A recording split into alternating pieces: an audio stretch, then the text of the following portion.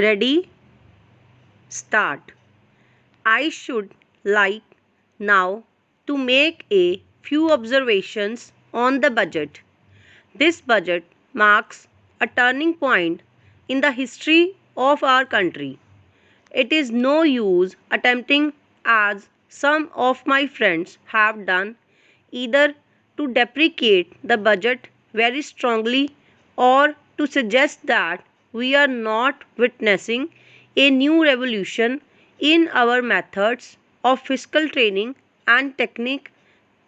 I want it to be quite clear, pointed out to my friends, that we are now facing the lean years of Indian finance. Hitherto, we had revenue surpluses, which were a form of public saving and which were meant to be utilized for capital development.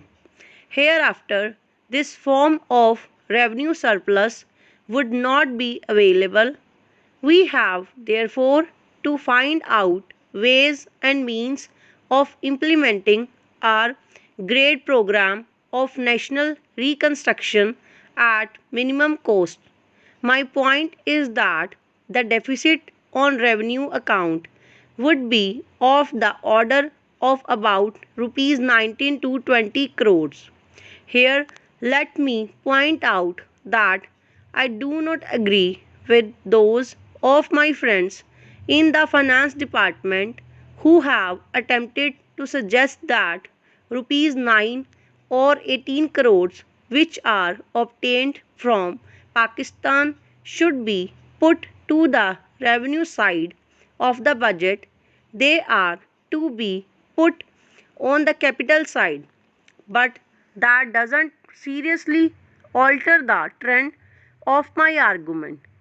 What I am suggesting is that we would have to be prepared for a deficit of a much higher order even on the revenue side. That itself should make us realize that there are very many problems which we have to face, and that we have to undertake ways and means of increasing the resources of our country so that it might be possible for us to have a greater amount of surplus or a greater amount of public saving for the purpose of financing capital development.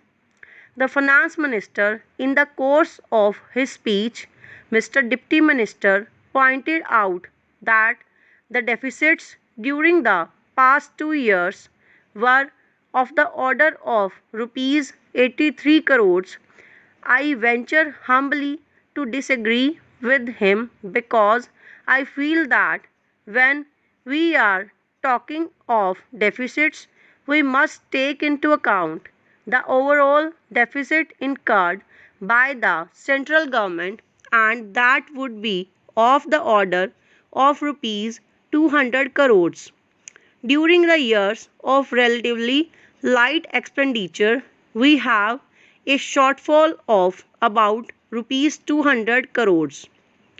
Undoubtedly, now when we are going to have a very great amount of expenditure, we might have a greater amount of deficit, and we would have to find out ways and means of trying to meet our capital expenditure. Some members have pointed out that deficit financing is good. Others have pointed out that it is poison.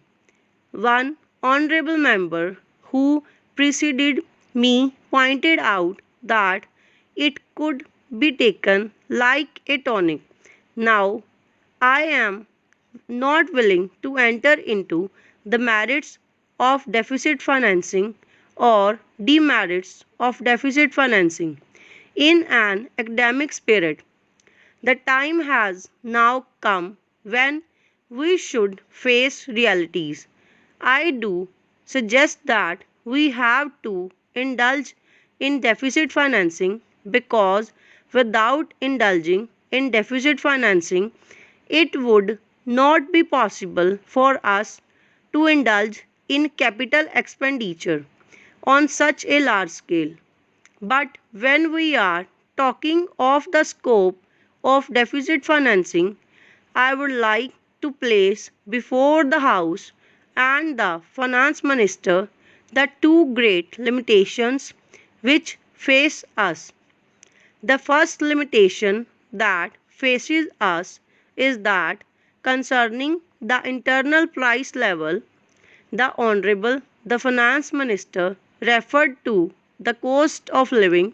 He said that he was going to keep a watch over the cost of living so that it may not shoot up within a short period and make a mess of the plans of capital development. But there is another limitation which has also to be borne in mind, a limitation which has not received as much notice as it should have done in all the discussions that have taken place on deficit financing. That limitation is the external limitation or the limitation which arises on account of our balance of payments position.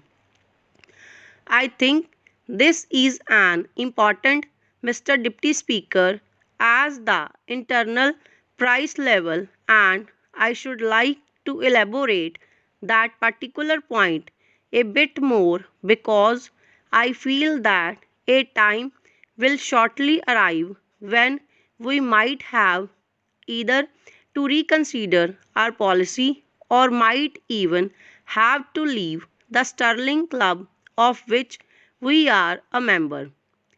The second serious limitation is as serious as the first. What would be the consequences of deficit financing on our balance of payments? The finance minister, in his budget speech, points out that so far as the balance of payments position is concerned, they have now, whether it is by accident or design, a favorable balance and they have contributed about rupees 63 crores to the dollar pool during the past 6 months. But the moment we indulge in deficit financing, we have to be prepared for worsening of our balance of payments stop over.